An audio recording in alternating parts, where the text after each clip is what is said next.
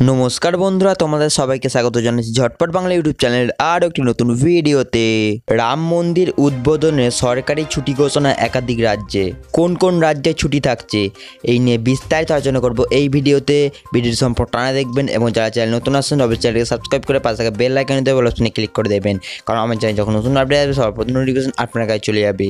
আগামীকাল অর্থাৎ 22শে জানুয়ারি বহু প্রতীক্ষার পর অযোধ্যার রাম মন্দিরে তথা রাম মন্দিরে রামলালার প্রাণ প্রতিষ্ঠা হতে চলেছে।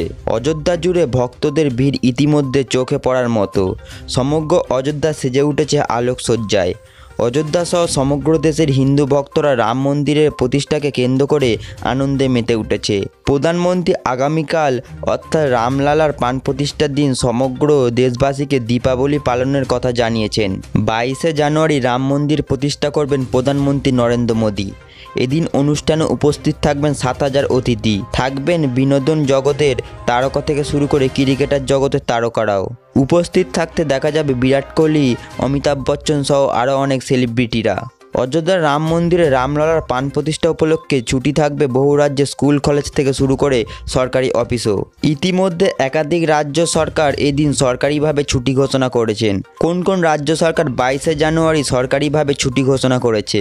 রাম মন্দির প্রতিষ্ঠা উপলক্ষে ইতিমধ্যে সরকারি ছুটি ঘোষণা করেছেন উত্তরপ্রদেশ। ওই রাজ্যের মুখ্যমন্ত্রী যোগী আদিত্যনাথ অনেক আগেই এদিন স্কুল কলেজ থেকে শুরু করে সরকারি অফিস বন্ধ রাখার ঘোষণা করেছেন। পাশাপাশি এদিন উত্তরপ্রদেশ সমস্ত মদের দোকানও বন্ধ রাখার নির্দেশ দেওয়া হয়েছে। উত্তরপ্রদেশ ছাড়াও মধ্যপ্রদেশের সরকারও এদিন সরকারিভাবে সমস্ত স্কুল কলেজ অফিস পাশাপাশি মদের দোকানও বন্ধ রাখার নির্দেশ দিয়েছেন। হরিয়ানা রাজ্য স্কুল কলেজের পাশাপাশি মদের দোকান বন্ধ রাখার ঘোষণা করেছেন এই দিন। এদিকে গোয়াতেও 22 জানুয়ারি পাবলিক হলিডে হিসেবে ঘোষণা করা হয়েছে। ছত্তিশগড় রাজ্যেও বন্ধ থাকবে সমস্ত স্কুল কলেজ। এছাড়াও 22শে জানুয়ারি কেন্দ্র সরকারের সমস্ত অফিস হাফ ডে ছুটির ঘোষণা করা হয়েছে। উল্লেখ্য, গত 16ই জানুয়ারি থেকে রাম মন্দিরের প্রাণ প্রতিষ্ঠার বিভিন্ন অনুষ্ঠান শুরু হয়েছে। আজ অর্থাৎ 21শে জানুয়ারি 125 কলস জল নিয়ে রামলালাকে স্নান করানো হবে। তারপর 22শে জানুয়ারি দুপুর 1টা নাগাদ রাম মন্দিরে রামলালার মূর্তিতে প্রাণ প্রতিষ্ঠা করা হবে।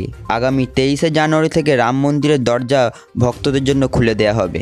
বন্ধুরা, আজকের ভিডিও ভালো লাগলে অবশ্যই লাইক করে দেবেন এবং আপনি কোন জায়গা থেকে আমাদের অবশ্যই কমেন্ট করে জানাবেন। দেখা হচ্ছে পরের ভিডিওতে।